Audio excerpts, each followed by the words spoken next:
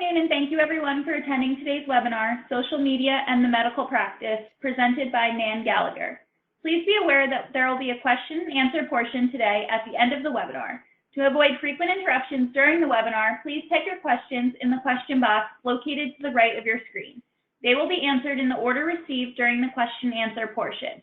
Additionally, an electronic version of this presentation will be emailed to all participants following completion of today's webinar, and a recorded version will be available on the website for members only. Again, we would like to thank you for attending, and I will now turn things over to Nan.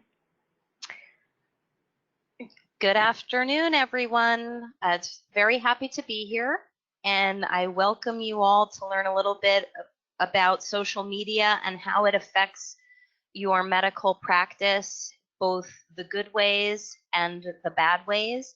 And one of the reasons why I developed this presentation was because a lot of practices who we represent tended to be underutilizing social media.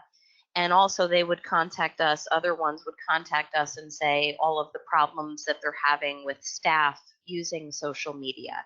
So I put together this presentation with some helpful tips for you, and certainly am open to answering any questions that you might have. So without further ado, just a quick word about myself and the fact that I have no conflicts. So I'm not remunerated for this presentation, and then I have no conflicts of interest that would impede my impartiality. And I wanted to let you all know, just so you have it, a little bit of background about myself. So I represent a variety of associations and medical staffs in the tri-state area, New York metropolitan area. I represent physicians and licensed healthcare professionals and facilities and medical groups, and we do a whole bunch of things for them. So I wanted to just give you that background so you understand. I know a little bit about how social media impacts, legally speaking, medical practices, and hopefully you can take some of these non-legal bits of advice and parlay them into your medical practices. So just a few preliminary words here. One of the biggest assets to any medical practice is social media.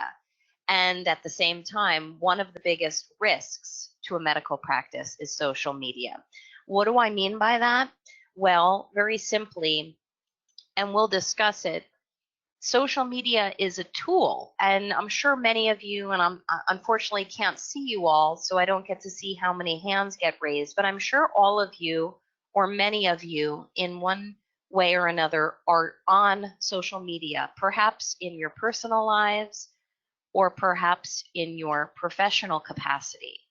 But social media in general, and we're going to talk about also the use of the internet, which I'm going to group into social media because it really is one and the same. In many respects, social media and the internet bring patients into a practice and help bring business into a practice. So I'm sure many of you say, well, I enjoy having employment and having a job and getting paid. And one of the ways that that happens is because new patients come. New patients have access to practices in unprecedented ways as of 2020.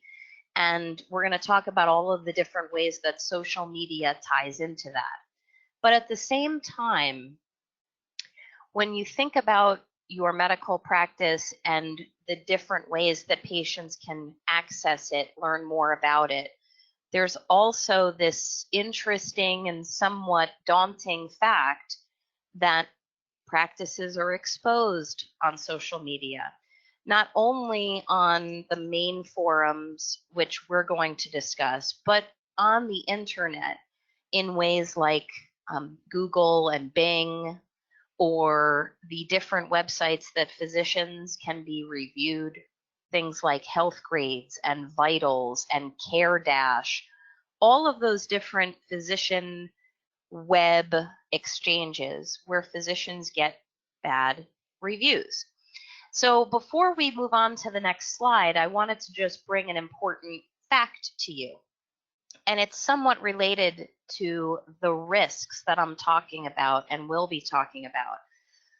many times medical practices don't realize that even if a patient is completely satisfied with the care rendered to that patient or the patient's the mother's children who are patients, many times those patients will find that the office staff perhaps is not being as warm and welcoming or professional or friendly, especially at the front desk. And that's a separate discussion or lecture for another day. But why it ties into social media and the internet is that patients who don't draw a distinction between office staff and the physician, they tend to go to social media, the different forums that are within it. For example, people in a particular county can form forums that are private, but they share ideas on, for example, Facebook. And in fact, where I live, there's a forum of mothers in the county that I live, and we share information and opinions about all different things, including medical practices. And I certainly police for that and let any doctors, if I represent them, let them know they're being buzzed about. But these patients will put things on social media and on the internet that may be negative as to a doctor, but it's because of the office staff. So I always try to get practice managers thinking about things like your office staff is an extension of you, doctor. So if patient does not like your front desk person or feels like they have been rushed off of the phone when they call, or maybe they've overheard what they believe are protected health information topics, they tend to go to social media or the internet and say, oh, this doctor's practice is so unprofessional and here's why. So, like I said, it is an interesting dichotomy. Biggest asset to the practice is and should be social media, but one of those biggest risks is absolutely social media because it gives patients this unprecedented access. So what I've put here on the next slide for you are my list of various social media platforms. Now, I'm probably dating myself, but we all know there are infinitely more platforms out there. In fact, a lot of the different platforms that are out there, I actually feel like I'm too old to even understand. So I say, oh, I'm not going to be on those or at least express myself professionally on those. But these are the main ones. You have Facebook, Twitter, LinkedIn, Instagram, and YouTube. And these are the ones where professionals, including like myself, lawyers, but medical professionals, medical practices, physicians, and the like, will take to if they're going to start to have more of a robust presence on the internet. So here's some examples that I've written next to each of these different avenues as to the different ways that anyone who's a professional can use them. So for Facebook, and this is from the attorney perspective, for example, from Facebook, an attorney firm or a healthcare law firm would say something like, I love to give presentations, and maybe have a picture and tag people who were part of that presentation or the organization that had them there. Now, to draw that parallel to a medical practice, if any of the professionals in your office are invited to give presentations or are going to attend continuing medical education events, or perhaps there's local outreach events. A lot of our clients will say, oh, we're doing charity work in Africa. And I always tell them, hey, you're doing this wonderful charity work, which is altruistic and so generous of you, but please make sure to take a few pictures, because I would encourage them to try to put this on social media for their medical practice. So Facebook, to take that type of example, it would be the place where maybe a picture is posted, and then a physician's office would say, hey, we're doing this today, or we like to do that. And certainly I give every practice fair warning that you have to be very careful. Anything you're putting on social media or on the internet is mindful of patients' privacy rights, including pictures or any protected health information. So, for example, if patients are going to be featured, photographed, or otherwise referenced with particularity on any social media platform, then every practice should have in place proper consent forms.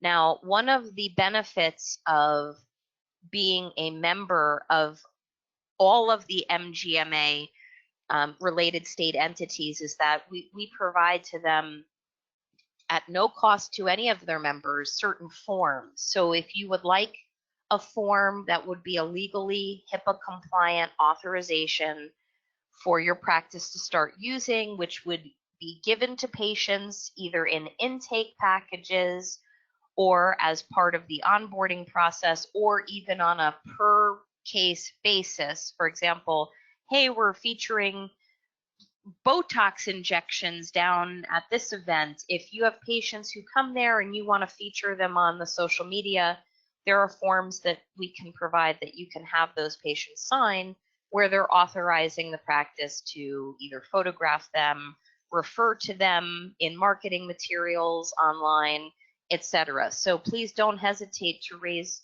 that request to your association, because we'd be happy to send that over to them to provide to you. But to take this list by example, and I'll use the attorney perspective for a moment, someone like myself would say, hey, I'm on Facebook. I love to give presentations. I'm talking about social media and the medical practice today. And sometimes there's pictures, sometimes they're not. But that's how one can use Facebook to be a professional medium. Twitter, we all know the hashtag, right? So Twitter, we try to tag individuals or entities. Hey, I'm speaking for MGMA today, hashtag MGMA, or the different state versions of those associations. But that's where, and Twitter is certainly a more condensed forum. You can't say that much. You can't put that much on. But it's a great forum for a professional practice. A lot of medical practices love it. And the nice thing I like about Twitter, if you're not on it, you may want to tool around on it and give it a try, because the nice thing about Twitter, it allows you the ability to follow very, very real time certain professional entities or organizations, where you can even be alerted every time they post, so you get real time updates. The other thing about Twitter that I like for medical practices is that you can follow and be prompted to follow individuals or entities that are similarly situated to your medical practice. So it's almost intuitive. If you quote follow or like certain things on Twitter, it will make suggestions to you as to other entities or medical professionals whom you may want to follow or like. So that is a way for any medical practice to say, okay, I'm going to follow other orthopedic practices in New Jersey or Maryland or elsewhere, or I'm going to follow other associations nationally so I can see what's coming out of there. And then you can retweet, to use the term. You can retweet some of their tweets if it's relevant to your practice. Now, a lot of medical practices in 2020 are going an added step with Twitter and other professional platforms as well to actually put the Twitter feed on their website. So, and that provides people going to medical practice websites the ability to follow that medical practice's real-time Twitter updates or tweets. So if a practice is retweeting something that came out from the American Medical Association, it goes right on the website just by that practice tweeting it or retweeting it. So that's also another feature of Twitter that I very much recommend for practices. And I would encourage you all, first of all, I have no say or stake in Twitter. I can't say I prefer it more than other mediums, but I would say that it's always worth trying it out to see all that it can do. And the most important benefit of, frankly, any of these forums, but especially Facebook, Twitter, and LinkedIn, the top three there, the number one benefit that I see is for association updates. So, for example, your state MGMA will post, they post quite prolifically on social media. So they're advertising and promoting their events. They're mentioning key updates. They're talking about their annual conferences. They're recapping to some degree annual conferences and speaking engagements. And also what they're doing is reaching out to their members by listing, for example, any CME events. So there's really a major benefit to following your professional association as a medical practice, keeping up with those real-time updates that come out so you don't lose track of upcoming events. With respect to LinkedIn, obviously, I believe you all know that, it's more of a professional platform. It's really not meant to be socially charming. It's supposed to just be more professional. We're reciting what our skills are, or what our promotions have been, what our new services are, who we've affiliated with. So LinkedIn's audience they're considered connections. So every practice or doctor who's on LinkedIn will have other connections, and those are ones that are less social but more professional. Now, LinkedIn, from my experience, is certainly more of a underutilized platform for doctors. So a lot of doctors or medical practices are not on LinkedIn, and frankly, I think they should be. LinkedIn is an opportunity for medical practices to promote professionally what their skills and services or advancements or awards are. And then the other connections or colleagues within the community see this, and it's a great referral source for practices. Now, the last two, Instagram, which just from my experience, it is my feeling that a lot more younger population is on Instagram, or Insta, as the kids refer to it. Instagram is certainly an up and coming, although well-established platform, tends to be the place to be. In other words, a lot of practices are becoming affiliated with Instagram platforms. Those platforms attract younger audiences. They are more photo-centric.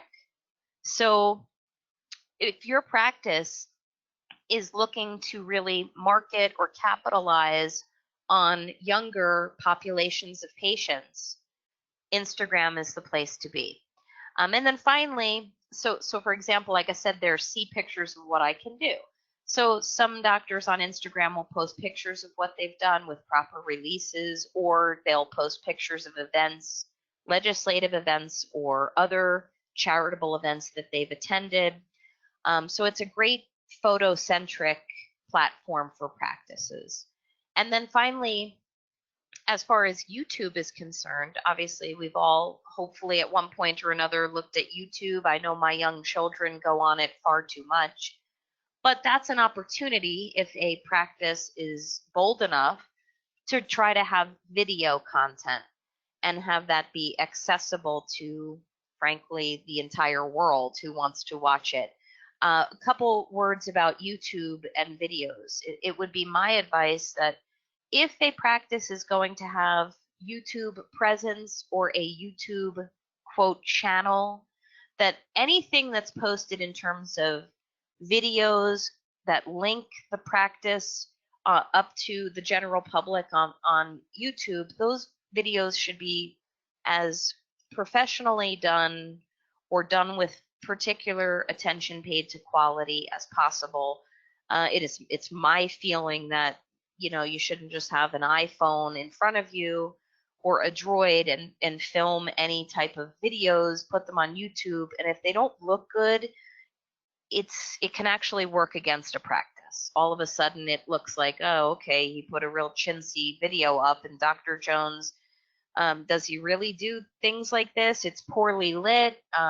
He had no idea what he was saying. He was saying, for example, which is another one of my pet peeves. And I know I do that sometimes myself. So if a medical practice is going to start dabbling in the YouTube realm, do so with particular attention paid to quality. So why should any medical practice utilize social media? Well, certainly practice branding. And what I mean by that is every medical practice obviously has a name. It has one or more physicians working there. The medical practice itself is a brand. And if it's not thought of on your end as a brand, or perhaps the physicians who are working there, if they don't think of it as a brand, perhaps they should. It's a medical practice, but it is a business. It drives revenue. It thrives on new patients coming. So as an aside, a practice should consider that it has a particular brand or value in the community. Maybe a practice would like to invest in a logo, and I'm not saying that that's necessary, but maybe that practice wants to give some thought to what's our general message? What do we do here? Are we an endocrinology practice? What's our name? Having that repeated in different ways on the internet, whether it's social media or the major internet search engines. But branding is a way that through all of those prior platforms that I've told you about, branding is a way that can be completely spread out amongst the community and nationally, internationally even, through social media. Your logo gets out there, your name, depending on how frequently the practice is using the social media, that branding is gold. It has a strong value to it. It becomes an eye catcher. It becomes something that will draw out of viewers certain expectations of quality or message. So branding through social media, and most of these social media platforms, if not all, are free. So free branding, as well as the next bullet, free word of mouth advertising, those are golden. What do I mean by that? Well, word of mouth advertising. Different websites, different social media platforms spur conversation. Just think about things like people saying, oh, I saw online, and people don't just say, oh, I saw on social media, but someone will say, oh, I saw online that you guys are doing this. Or maybe someone's looking for a particular plastic surgical practice. Oh, I saw online that this practice is doing that. Or I saw online that this practice is offering a certain promotion for services. So to some degree, that word of mouth advertising can have a tremendous positive effect on a practice. Now, always tell practices to, if you do have a social media presence and an internet presence, to make sure you're patrolling what goes on social media. And we'll talk about that in a few minutes, because word of mouth advertising can have a very positive effect, but it can have a very negative one if there's something out there referencing your practice that's unsavory. Also, social media is just a way to provide information to patients or prospective patients. It's an interesting tool because it is a way of being a little less formal.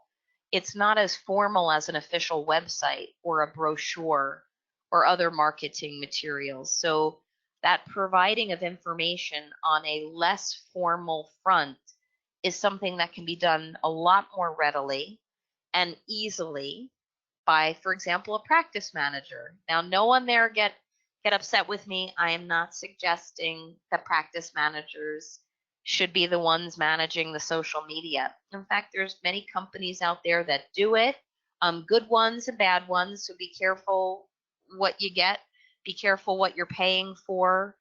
Some of these companies that do offer this service, if it's being delegated or outsourced, some of them will post to all of the different platforms, maybe not to YouTube because that's kind of video centric, but many of them will say, hey, for this amount of money, we'll do this on these different platforms for you.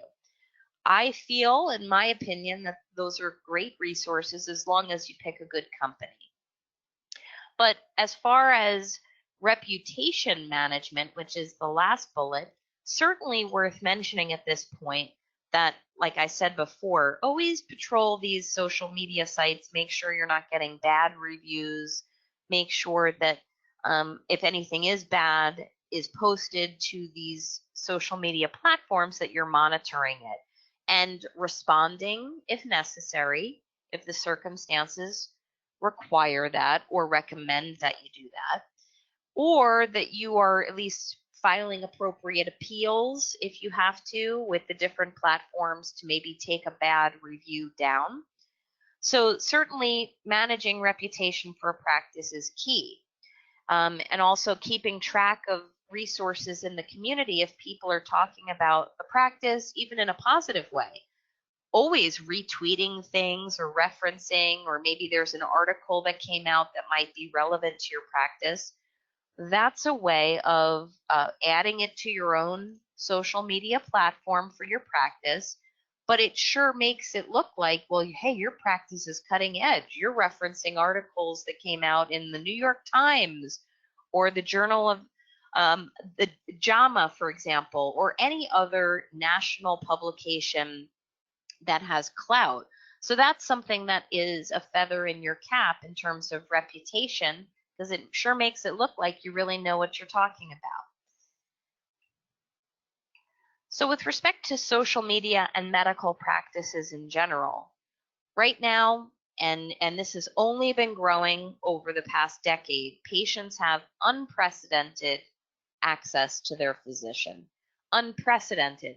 So remember in the good old days where it was just, hey, okay, I got your name out of the in-network provider book and I'm going to call and make an appointment. Now, and it's not just social media, it's those websites I was referring to earlier. Things like Healthgrades, Vitals, CareDash, all of these websites where physicians can be reviewed. And also the physician's website itself. And on Google and on Bing, all of these search engines, and there are others, Yahoo, for example. All of these different search engines provide this unprecedented access to patients, to the physician. So we always want to be mindful of that. One of the best reasons for using social media is that you can reach patients where they are increasingly active, which is online. Think about what going on to social media does and when it's done. A lot of patients are just scrolling through news feeds. They're just doing social media in their passive time. And many of you are probably saying, hey, guess what? They're doing it while they're working for us. Now, that's going to be discussed in this presentation too. And that's the subject of other lectures as well. But a lot of people just tend to provide somewhat mindless attention to social media throughout the day. And it's that mindless attention, which is a wonderful opportunity for a practice to capitalize on that. Get into someone's news feed, put relevant content out there, be relevant to your colleagues, be relevant to referral sources. So that passive attention that patients pay is also gold. Now, patients often, maybe not often, but sometimes leave a medical practice when physicians don't have social media pages. Doesn't happen a lot, but sometimes it does. So having social media pages, and I'm not suggesting that your practice should be connected with all of them, but it certainly does lend itself to the impression that your practice is current, modern, cutting edge, in line with the times. So keep that in mind, that sometimes practices are getting attention because they do have that social media component. So why not create that impression? If you are going to have social media, if you don't already, for your medical practice, please be mindful that to some degree the content should be kept current and fresh No one wants to go to a social media page and see articles or activities from 4 years ago. It creates the absolute converse impression, which is, oh, they're not up with the times. They're not really current. So if you are going to have a social media presence, always best to have current social media presence. That by no means means that you have to actively post 24 hours a day or every week. Certainly doesn't work that way. Something every few weeks, every few months, etc. is perfectly acceptable.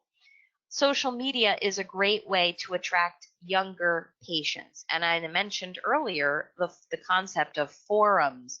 So as I was mentioning with Facebook, a lot of different communities nationally and within the different states have different forums within them that are private, where there are members and they're sharing ideas. Now they're sharing ideas about roofers to use and plumbers to use and places to buy cars and pediatricians' offices, hospitals to go to, doctors to avoid.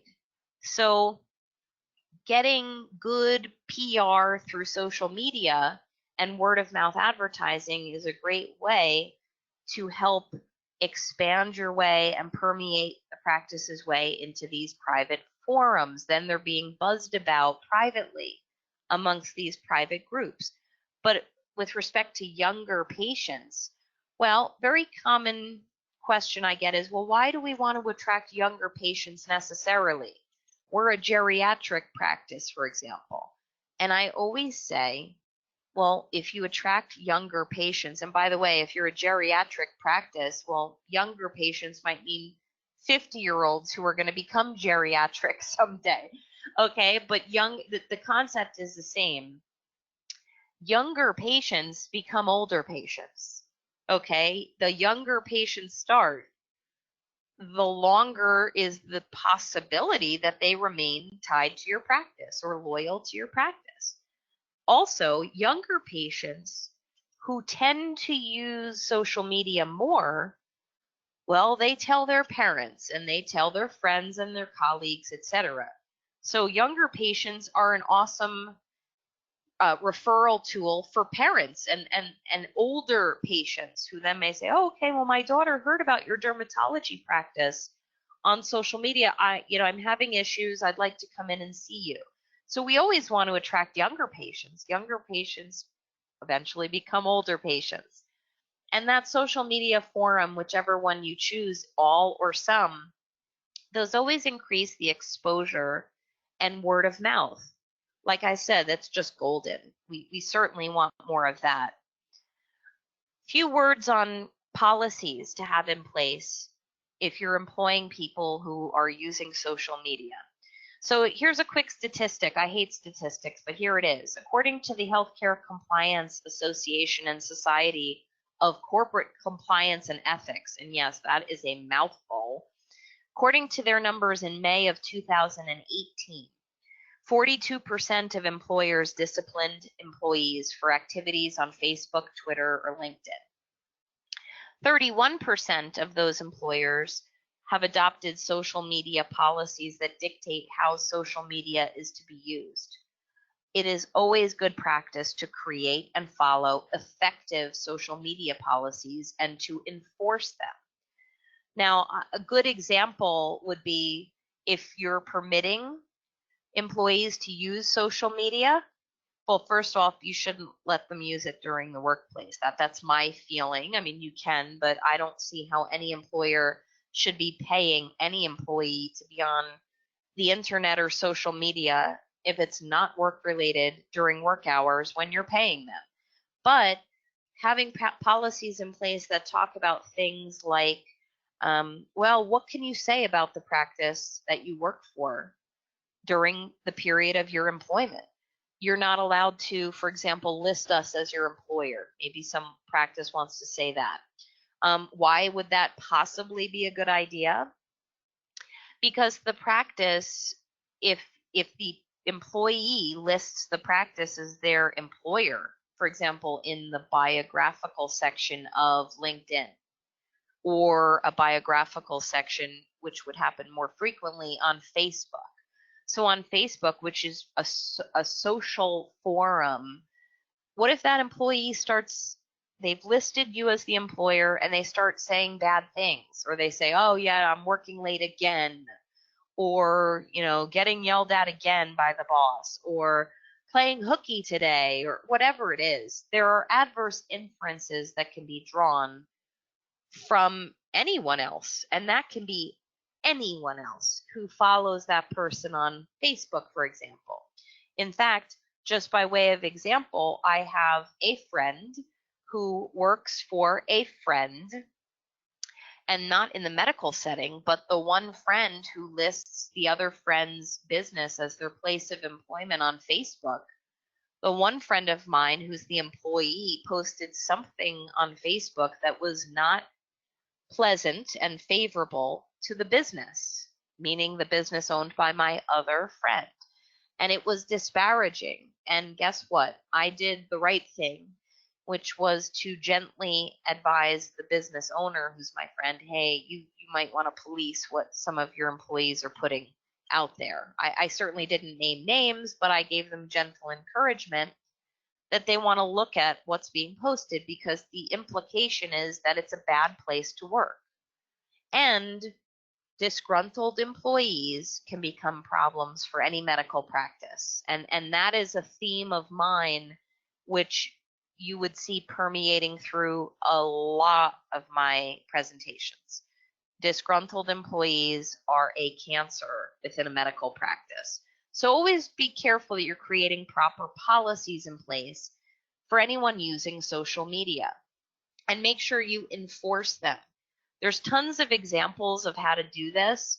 I'm certainly happy to provide answers to any questions about that when we're done today. But overall, just say to yourselves, okay, we're going to have some policies in place and we're going to enforce them, because that will serve your practice properly.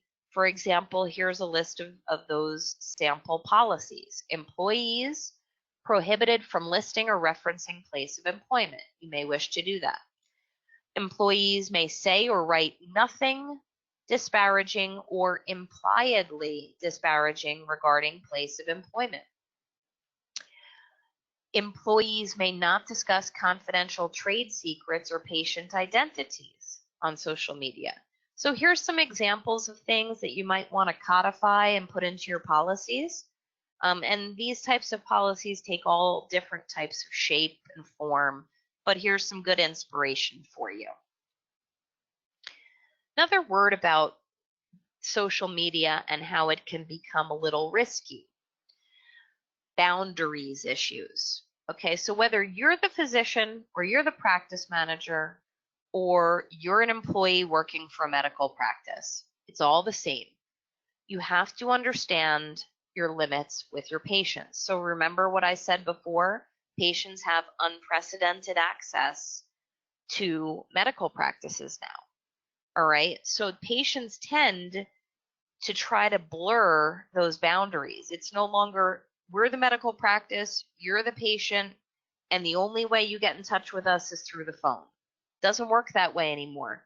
Patients can send private messages, patients can post on practices' walls, so to speak. Patients can find all different ways to blur the line of boundary between medical practice and the patient. Even things like, for example, and really not necessarily part of this lecture, but here's a good example. Some doctors have their own Facebook page, and their practice has their own Facebook page. A lot of patients out there, and they're doing it really with the greatest of intentions, will like or follow the Facebook page for the practice, and then they will like or follow the doctor's private Facebook page if the doctor allows them to or agrees to connect. Now, I don't personally think that's a great thing for a doctor to do. There's nothing legally wrong with it, but it blurs the boundaries between the practice and the doctor and the patient. And anything that blurs boundaries becomes risky. It's risky business. So doctors should think a little bit about if they're going to accept friend requests from patients. Then it becomes patients are messaging, hey, I'm having this problem, my knee is hurting, what do I do? A doctor should never be answering that type of diagnostic inquiry through Facebook private messaging. I've even seen outright posts on a doctor's wall on Facebook where a patient is complaining about symptoms and the doctor is giving medical advice on the wall, his public wall that really everyone, or at least all of his quote friends or connections, can see. So blurring boundary lines is a risk. Patients are not your friend. They're not a friend of the practice. They're not a friend of the doctor. And they can very easily become an enemy. The minute you throw in the circumstance of the doctor maybe has issued a bill to the patient, maybe the patient didn't understand his or her insurance proceeds or benefits, didn't understand that they have to pay a deductible or copayment. Now there's patient confusion. Many times they will take to the internet, for example, if collections efforts are sought against them for non-payment of bills. Many times those patients will then take to social media or the internet to complain. So you have to be very careful about that boundary. It is a slippery slope. Using social media, and in my opinion, is a tremendous net benefit to any medical practice or any medical professional. But it is a slippery slope. These risks that I've been talking about, you just want to be mindful of them. A word about patient portals. So while it's not specifically related to social media, just be very careful while we're talking about boundaries that patient portals, if your practice is using them through its website or through a hospital-based website, if your practice is owned by a hospital, that patient portals are also an avenue for patients to try to blur boundary lines. That's also, from my experience, an avenue where patients, even with the best of intentions, are trying to avoid coming in for an office visit. So the patient portal, whatever yours is, if you have one, is an opportunity for the sharing of information, the robust conversations or communications that can take place between medical practice and patient can be on a patient portal, but it's not a substitute for an office visit if necessary. And it's certainly not a substitute for the communication of symptomology or developments post-surgery, etc. So you just want to be mindful of that. If there are any blurring of the lines between social media of a practice and patients, there are administrative risks that the physician will face if it is known to the public or becomes reported to any agency. So if doctors are putting the wrong things on their social media, they're being offensive, they're sharing protected health information, etc., be very mindful that people are watching, or people can report complaints, and then that can communicate itself into a board complaint. So we just want to be mindful of that. So I've been talking about this throughout the presentation, but just a couple of words on web presence. I tie that into social media, and I started doing that about a year ago because I would get a lot of questions on, well, hey, what about search engines and the like? Web presence is another avenue and another angle on social media. You know, bad reviews can make their ways into Google, Bing, Yahoo, etc. So we always want to be careful that doctors are monitoring and practices are monitoring their online presence or their online persona. Be very careful to keep doing that.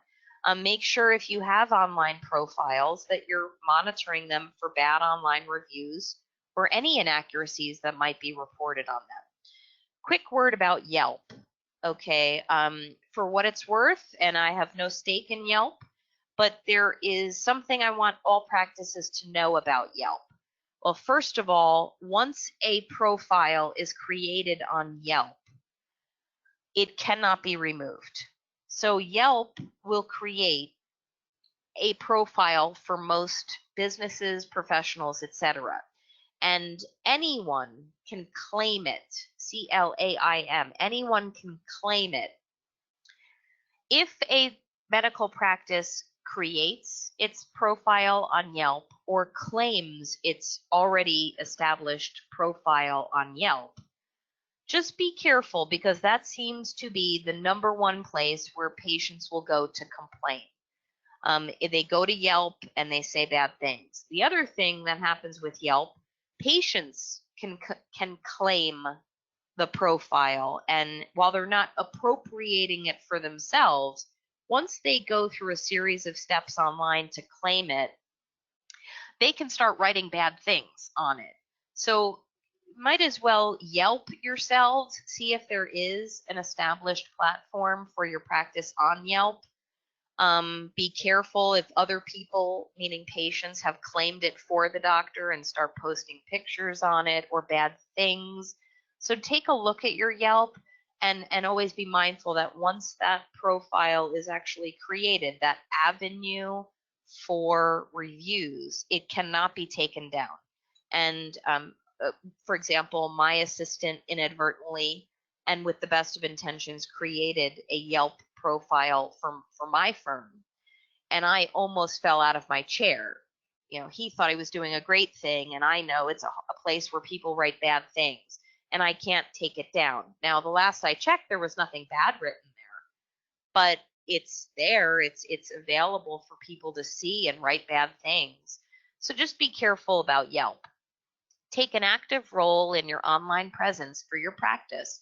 The more active role you take, the better your social media and online presence will work for you.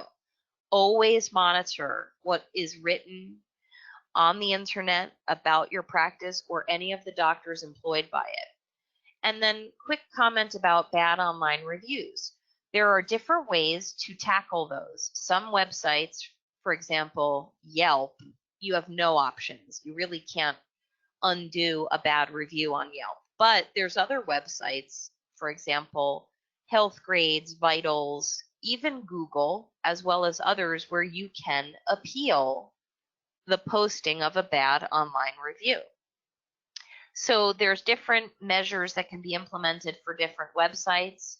And in some instances, it's best not to actually respond to a bad online review. For example, on Google, you can respond as the practice to a bad online review. There are times you should, and there are times you shouldn't.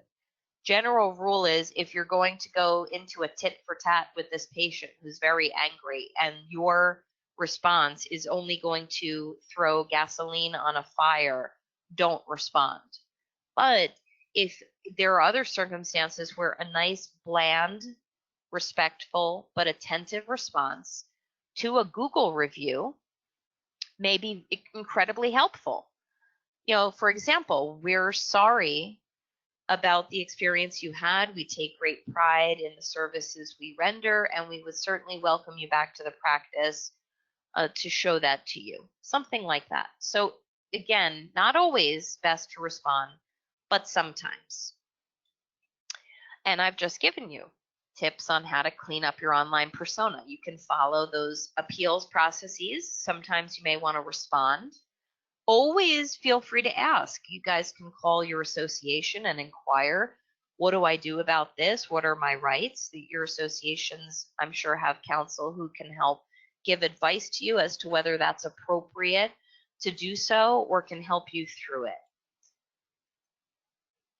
And just to recap, while we're talking about all of these very complex but interesting topics, social media is a necessary evil nowadays. If you don't have it, you run a risk that you are not providing enough specialized and robust access to your patient base. So the more present you are online, the better it is to drive business, the business of medicine, for example. And it is a necessary evil. those risks that we talked about, those bad online reviews, the opportunity for employees to say bad things or patients to say bad things or inferences to be drawn, those are high. It can happen, but the net benefit to a practice in having unprecedented patient access, a constant updating of cutting edge current information about a practice, highlighting its physicians' good deeds or accomplishments surgically or professional accolades or awards, well, that's definitely worth it, in my opinion. Having good policies in place for your staff so they understand the ground rules that cover them in terms of what they can and cannot post on social media. For example, another example would be, in addition to those I've discussed, perhaps requiring that your employees give you access to their social media at the time they become employed, meaning connect with them. They need to be patrolled a little bit. A lot of employees don't want to be, quote, friends with their bosses online, but as bosses, so to speak, don't we have a right to see what our employees are saying about us or implying about us online?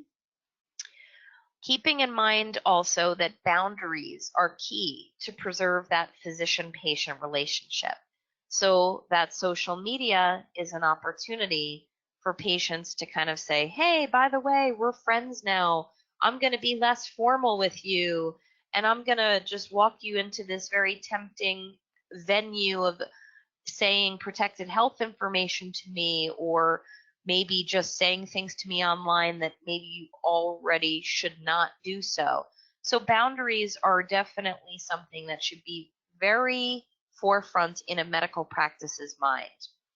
Be extremely vigilant about your practice's web presence. A lot of times practices will call our firm and say, oh, by the way, we found 16 bad online reviews going back 5 years. Oh my goodness, 5 years. You know how many appeals we could have filed in that time? Or maybe we're out of time to file appeals. Do you know how long 5 years is? Look how long these bad things were on the internet about you. So that was more opportunity for patients to see bad things. Quick word on that before we wrap things up. If you do get a bad online review for your practice, there are a set number of things I would recommend to do in order to clean up your web presence. But in very simple terms, many of these websites, social media forums, they operate on a star or number rating system. So if you have a star or number rating system and you get a bad score, well, one of the key statistical things that you can implement is start asking for some good reviews to help bring that score up. And if you're just new to social media and a web presence, it's always recommended that you ask for some reviews ahead of time to build that number up higher from the get-go. Because any bad review, any 1-star or low number review will not draw that overall rating down as much as it could from the get-go. Always remember that you have a reputation to protect. So that reputation is only going to be expanded through the internet, through your social media, which doesn't just flow through computers, it flows through tablets and it flows through smartphones, etc. And I'm sure 100 other different ways that I'm not even up on. So the more you can pay attention to the professional reputation that your practice holds in a community, which will further be expanded through social media, both nationally, well, statewide and nationally, and even in some instances internationally. Being mindful of that will only help you better protect the reputation of your practice. And I thank you for your time today. I'm happy to answer any questions that you might have. and hopefully some of you were able to eat lunch during this very scintillating hour. Okay, so we do have a couple of questions. The first one, I work in an OBGYN subspecialty office, and oftentimes a patient inquires about a Facebook page where they can post pictures of their child, including details, birthday, weight, etc. I'm hesitant to begin a Facebook page for our group because I'm uncertain of the HIPAA compliance aspect as this pertains. Can you please provide some insights on how we as an organization can protect ourselves but remain in compliance with HIPAA and still keep the patient's PHI protected? Great question. That's a really great question. So first off, for any practice, not just an OBGYN practice, any practice as part of its intake forms, or even thereafter if the situation arises during the established patient relationship, every medical practice should have patients signing off on releases, meaning authorizations to release certain information, authorizations to use, for example, patient photographs, not patient names, but patient identities or referring to patients in general online or for marketing purposes. So one of the best things that I would tell any practice to do is to make sure that those types of authorizations are signed. Now, if anyone is interested, you can absolutely reach out to your association. They would forward your request to me. And I don't need to know who you are. I can even tell your association, hey, I don't need to know who they are. If they're asking for forms, here they are. So if you were looking for those types of authorizations to kind of curtail and customize to your practice, great, have patients sign that. But more specifically, if for example, in an OBGYN practice, they're looking for a place to post pictures, etc., I would strongly discourage that. And it's really more of a discouragement to the patients. Okay, and I am a mother of two, so let's use your example of, they want to post pictures of their children, etc. I've sent pictures of my kids, for example, in Christmas cards to my OBGYN, which probably ends up on the wall in their office. But in this instance, I would discourage even the patients from putting that information on any public social media site for a professional established practice. So I would strongly discourage, just because it's a slippery slope and your practice doesn't want to have the burden of having to protect that information. And nowadays pictures can be tracked. There's coding that goes along with every picture that can be literally tracked to the individual who posts it. So it is not worth the risk to any practice to start putting pictures, especially of minors, on their own social media pages.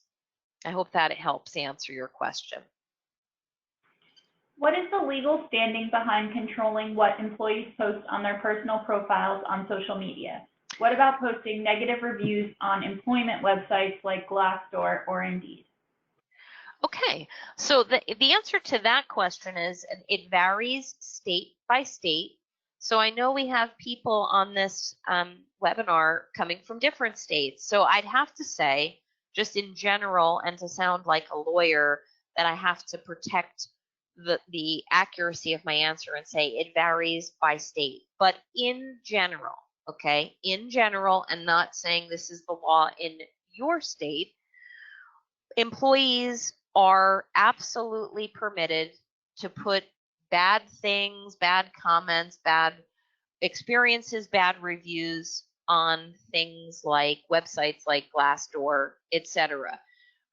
They are allowed to, and that ties in with their right of free speech, which is a constitutional right.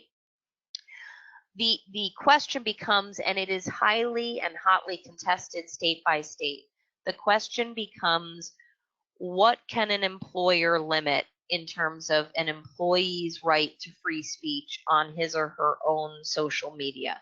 And in general, the answer is an employer cannot infringe upon an employee's right to free speech on his or her social media. However, only to the extent that it is necessary to protect the reputation and stature of the employer. In other words, and not to sound like a lawyer, a medical practice can certainly implement reasonable policies to limit what its employees can put on their own social media if there is a tendency to increase the likelihood of disparagement of the employer. So employers cannot have this global ban. You can't say anything about us and horrible or good. Absolutely can't, but it can have policies in place that specifically refer to the practice's right to protect itself reputationally online and to implement reasonable measures to kind of limit what an employee can say. Bottom line is, any medical practice should have rules in place that are restrictive enough to protect the interest of the practice while liberal enough not to trample on the employee's First Amendment rights. And we have one more question. In the light of the global health events surrounding coronavirus, how would you recommend practices use social media about keeping patients informed? Wow, way to keep it current. I love it. It's so funny. I got the same question on the phone from a doctor yesterday. So here's just generally speaking, it is my personal, not professional, it is my personal feeling that no medical entity should panic its prospective patients or existing patients. I don't believe that it does any medical practice or medical business any good if you start panicking people.